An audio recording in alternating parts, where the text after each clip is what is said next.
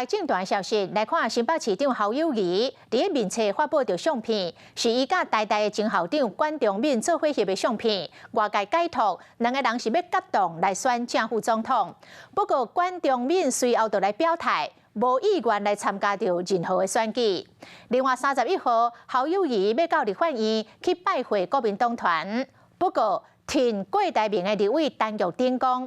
民众党的党主席郭文哲，伫3、4月就已经安排要去金门拜访，所以伊有可能无法度来出席。侯友宜伫面册有抛出甲台大前校长管中闵的相片，外界认为讲，敢有可能会校管配？也毋过，透早管中闵虽伫面册写讲伊无参选的意愿，校管配宣告破局。即摆两人见面会谈2点钟。 和侯友宜真懊恼的管中闵，敢有这个机会加入竞选团队，伫选战中会扮演什么款的角色？这是真侪人关心的焦点。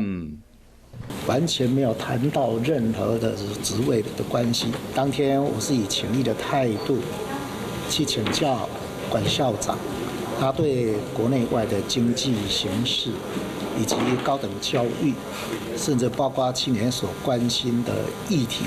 备战2024年，毋但学界侯友宜嘛规划将伫5月31拜会国民党团，加这拿赢立委请益，也毋过挺郭台铭立委陈玉珍恐惊未参加便当会。3、4月的时候，柯文哲市长就已经说要去金门了，他去2天还要过夜，所以柯市长要来拜访我是很早就安排的哈。看我们那个绕境各方的这个各样的行程，看能不能再赶回来，我要看一下行程。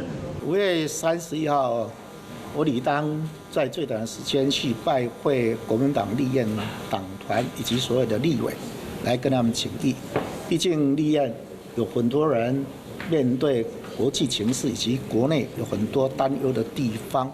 国民党定调提名了后，郭台铭、侯友宜的心结也未透开，恐惊会阁出现4年前分裂的局面。晚间9点，邀请您与世界同步。 60分钟掌握全球脉动。What News 9，陈雅玲世界晚报给您崭新视野。